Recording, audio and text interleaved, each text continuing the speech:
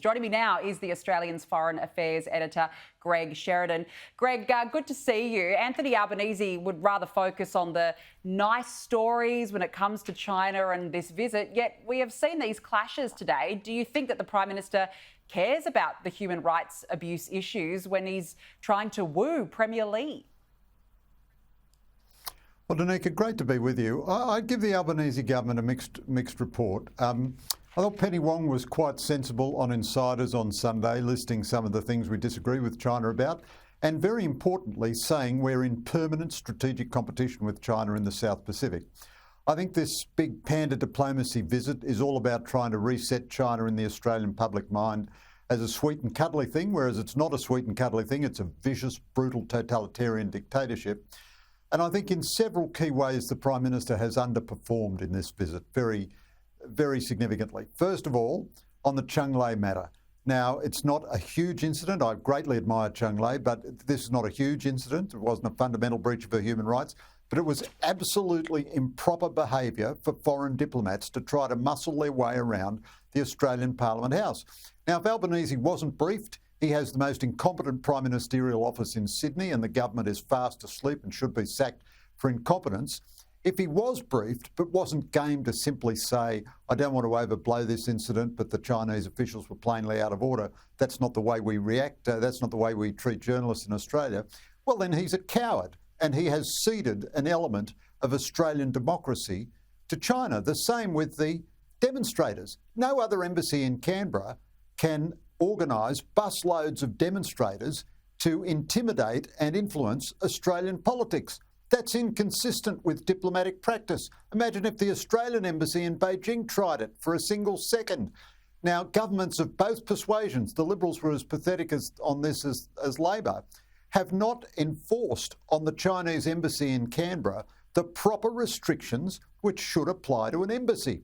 God alone knows why we allow so many Chinese diplomats to stay in this country, and it is a standing rebuke to the pusillanimity of Australian governments that they won't restrict the Chinese embassy to behaving like an embassy, which doesn't include organising busloads of demonstrators and doesn't include manhandling Australian reporters in our own parliament. Well, I just think it's extraordinary, as you said, that this has happened on Australian soil when we have an open and free Australian press in a democratic nation. Do you think that, in fact, the Prime Minister needs to raise this with the Chinese Premier?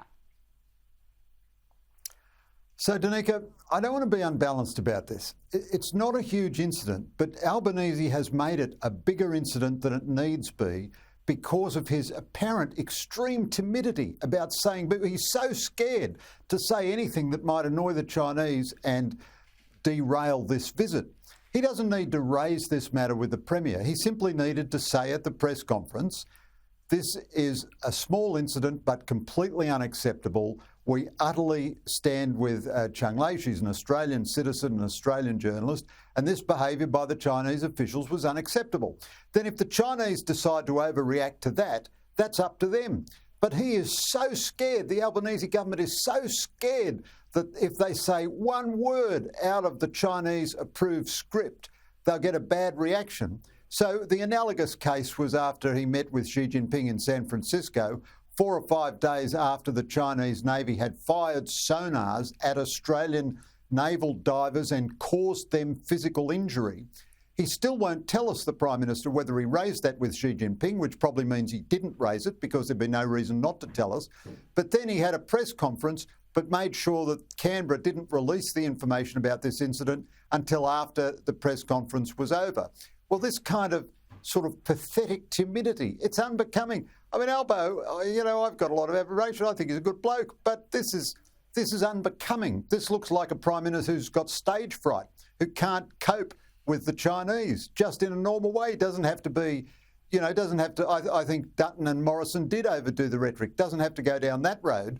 But if he can't call out egregious Chinese misbehaviour, even on our own soil, well, that's an overreaction. It's too defensive. It's too timid. But I just think that there needs to be more of a stand up for Australian values by this government. I mean, there's been so many incidents, as I went to earlier in my editorial. But look, I just want to ask you about climate, because you've written in The Australian today that the oil, gas and coal boom have shattered this decarbonisation myth. Now, we hear it all the time, Greg, that the climate wars, that they have been sparked, particularly ahead of the next election. But you don't actually think that is the case. Why? Well, climate is contentious all over the world, except most of the world is not nearly as obsessed about it as we are. I mean, it's hardly figuring in the American debate. And in the European elections recently, there was a massive drop in the Greens vote, and the European Union has abandoned many elements of its Green New Deal. But simply as a matter of fact, I wouldn't want any of your viewers to take my word for it. And of course, ABC viewers will never hear anything like this. But oil, gas and coal, yes, coal, are at record high usage in the history of the human race today. Not only that, global greenhouse gas emissions are rising and are at a record high. So it's simply a matter of fact that the world is not decarbonising. Now, very advanced nations like North America, Europe and us are reducing our emissions a bit.